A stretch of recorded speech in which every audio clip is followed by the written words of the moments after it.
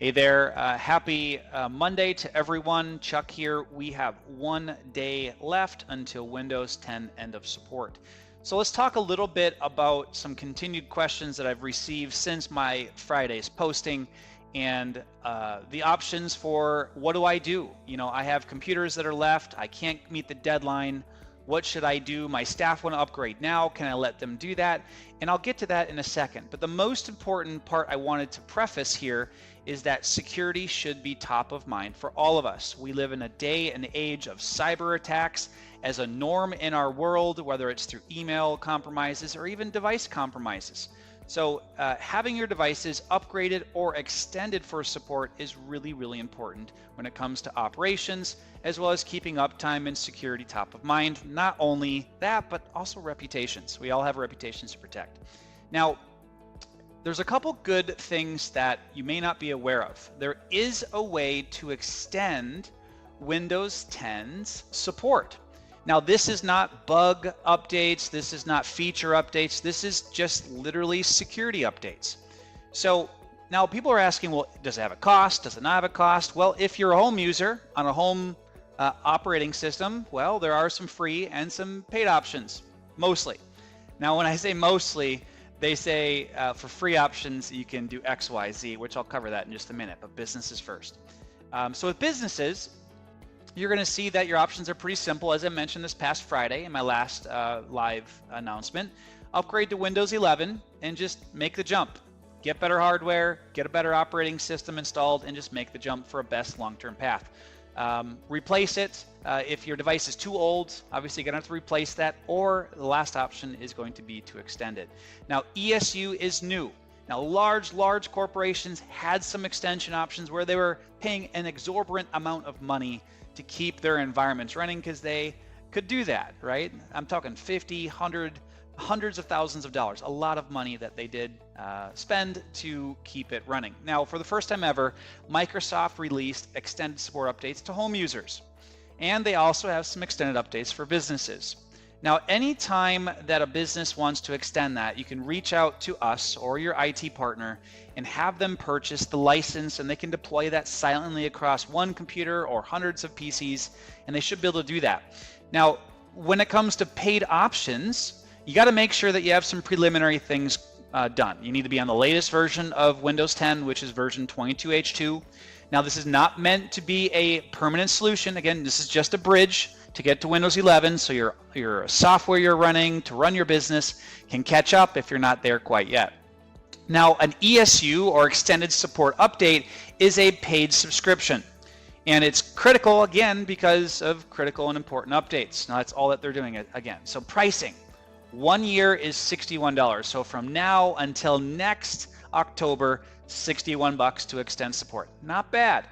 Now, it starts to double in cost every year thereafter. So in year 2, this is not 2 years worth, this is just in year 2, it's now $122 to buy that same extension for 12 months.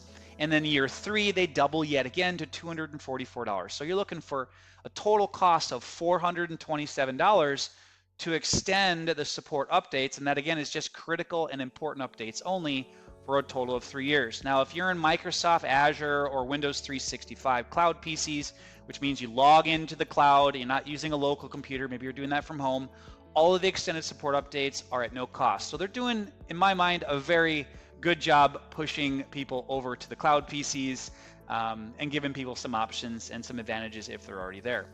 Now, as I mentioned, 3 years is the max at this time. For residential, the max is 1 year. We have a guide on our website that will walk you through all of this.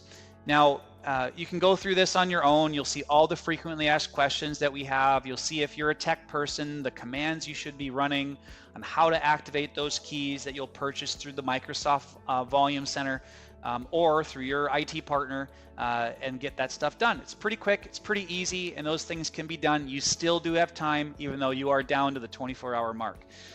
So a couple more questions that I received is, okay, so we're doing staged updates. Every day at 6 p.m. we're taking parts of our company in chunks to make sure all the updates aren't happening at once. We've sent our team the Windows 11 guide for beginners, which again is on our website. You can see that for free. We're really trying to pump value into whether you're a client with us or not, we want to really build that trust and help you make this jump or extend the service and support so security can stay top of mind. Now, upgrading, again, as I mentioned, you can do the staged upgrade. We can schedule it. Your end users also have the ability to do it on their own. Now, if you're a client of Easy IT, guys, we have several security layers inside of that process that they can't just install whatever they want. They do have to go through an approval process. It does need to be seen in the organization. So once one Windows 11 upgrade goes through, they can do other ones. So we can approve that through the whole organization, and that gives your team the ability to install Windows 11 on their own time. Only downside is, if that's their only computer, they might be sitting there for an hour or two while the upgrades go through, and if there's any problems, again, that's going to be more downtime. So we typically recommend the staged fallback option at 6 p.m. every day, which is what we've been rolling out for our clients if you're on the tail end of this. Otherwise, hopefully you're already caught up and things are good and this is no longer something that you need to worry about. So you'll see in here that if you want to give your end users the ability with IT's approval through our security systems, you can absolutely do that.